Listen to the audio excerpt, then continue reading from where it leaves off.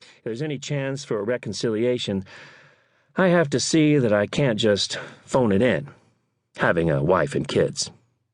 Being a single parent for a month will force me to put family first instead of work. In the station's official bio, I'm the guy who goes after the toughest stories in the hardest places. This has won me several awards, but it's beginning to look as if it might cost me my marriage and my family. I was in Moscow when the twins took their first steps, in Kosovo when Kev broke his arm, in Mazar al-Sharif on their first day of kindergarten. Minute for minute, Liz said, you'll probably see more of the boys this month than you have for the past 2 years. Maybe you'll even like it.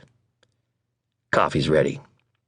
I splash some milk into it, and I'm about to leave the plastic bottle on the table for the boys when I remember that Kev won't touch milk if it's the slightest bit warm. I put it back in the fridge.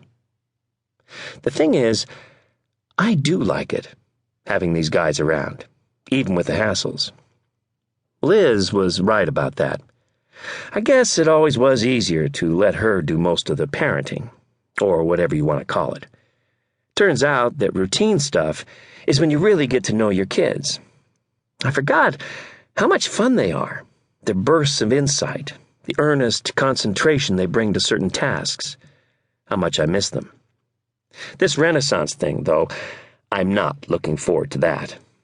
After a long and traffic-choked drive, I'm guessing it'll be a hokey and overpriced tour through what amounts to a fall Elizabethan amusement park.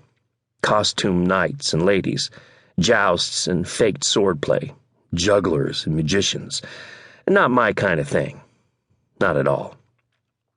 I tried to promote an O's game, a trip to the zoo, a movie and pizza, but the boys won't budge.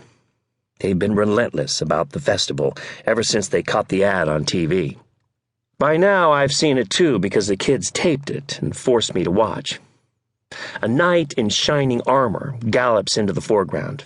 Behind him, a half-timbered facade bristles with wind-whipped pennants. Huge lance in hand, the knight reins in his horse, lifts his faceplate, and in hearty Elizabethan English invites one and all to "Get thyselves to the Maryland Renaissance Faire." It all seemed kind of lame to me, and I made the mistake of saying that to Liz last night on the phone, looking for a little good-natured mutual grumbling about parenthood. What I got instead was a chilly lecture from my wife. Didn't I get it that what parents enjoy is their kids' enjoyment? What did I think? That Liz was crazy about Barney, Teletubbies, Return of the Clones? And here I was going to compliment you on finding something that fit in so well with their after-school enrichment program, Liz said. I should have known.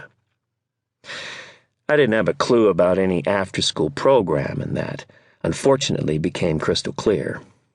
She explained.